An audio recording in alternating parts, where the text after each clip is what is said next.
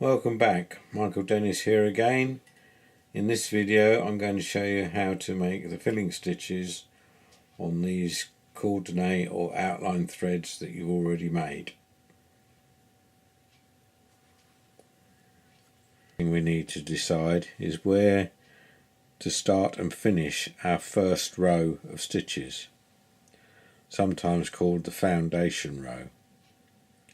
It is important to get this row right because that will affect the way the stitches run down the rest of the petal.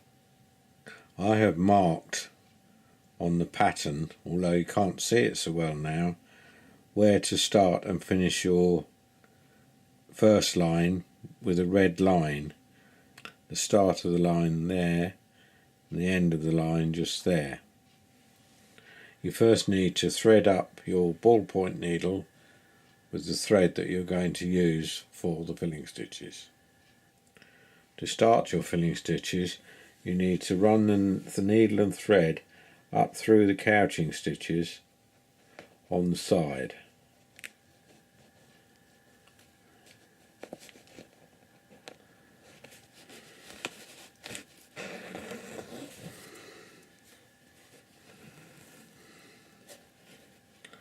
Just pull the thread up so that it's just under the last couching stitch, just here. I've also run the needle through those last two stitches on the side of the coordinate so that the needle comes up on the inside of the space.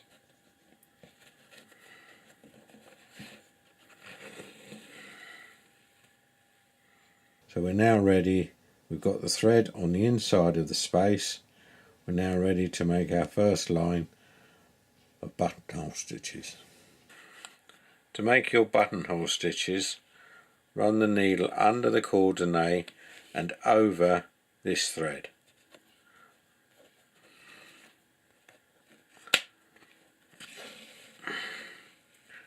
And then pull the loop up. Watch how the loop is formed and stop when you get to that sort of tension. Don't go any tighter or any looser than that. For this particular thread, that is about the right size and the right tension you need. Hold it with your thumb and make the next stitch. Pull it up carefully, watch it. Got a bit of fluff in there, let's get rid of that.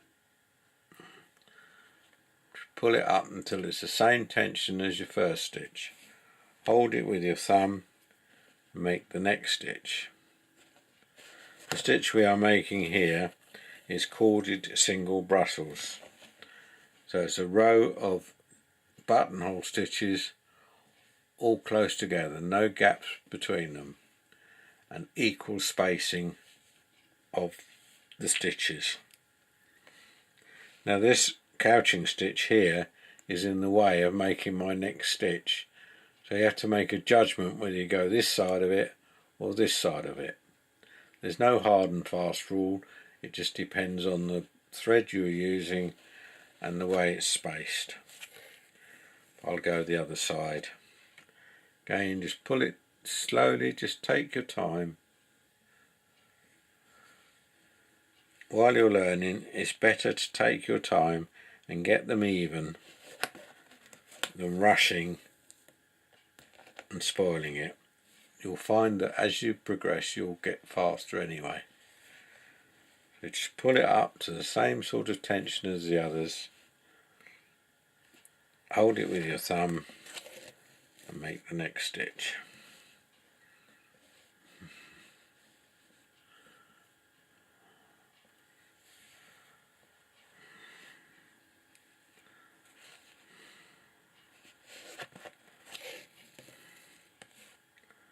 Just continue like that along the row. At the end of the row you need to take your needle and thread under the coordinate at the side, and it needs to be adjacent to the bottom of that first row.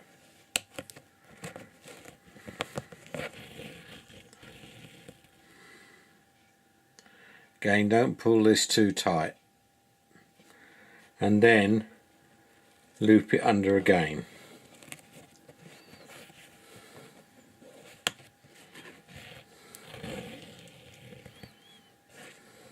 And pull this one tight. Then we need to lay the thread back across the space underneath that row of stitches. So take your needle and thread out on the other side,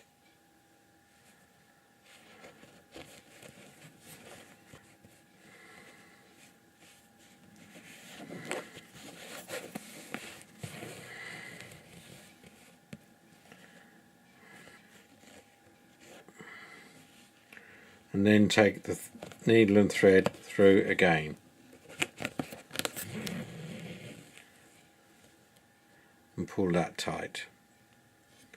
Now this cord doesn't want to be too loose, and it doesn't want to be so tight that it's going to pull this side coordinate over.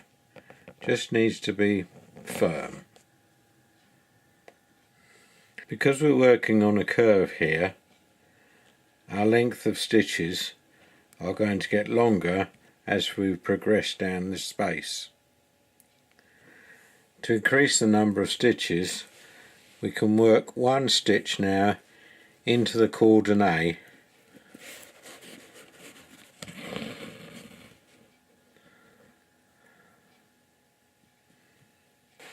and the second one into the loop that goes to the first stitch. So we're putting through the loop and over that cord that we laid across. So exactly the same as the first row. Pull up your stitches, make sure they're the right tension and size. Then we're working now into the loop of the stitch above, that's this loop here, and over this cord.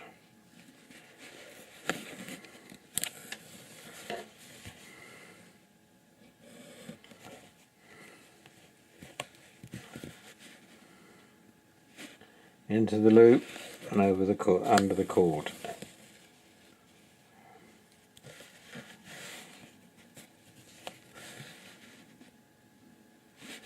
Into the loop and over the cord.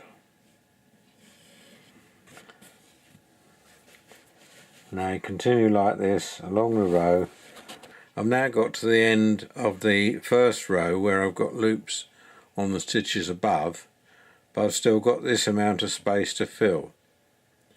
So you can use the loop of the thread that went from the last loop on your first row out to the side. So you can go under that one and over the cord. That will give you one extra stitch. And then you can work another one then into the coordinate.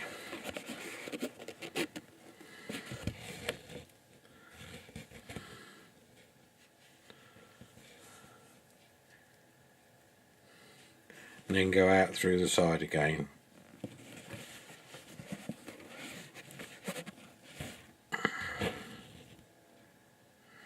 Loop it round again.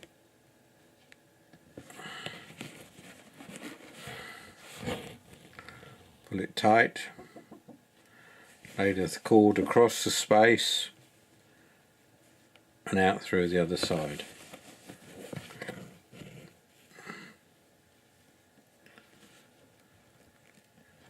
Loop it through again.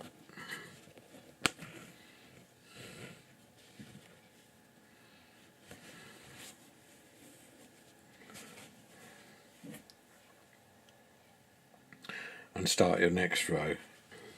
The curve is decreasing now as we come round this bend, so there's no need to put your first stitch over the coordinate. You can go into the first loop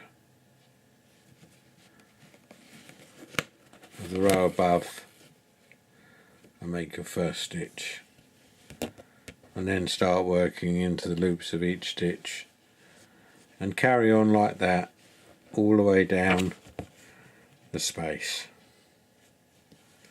So I'll do a few more rows and then I'll show you how to finish off a thread and start a new one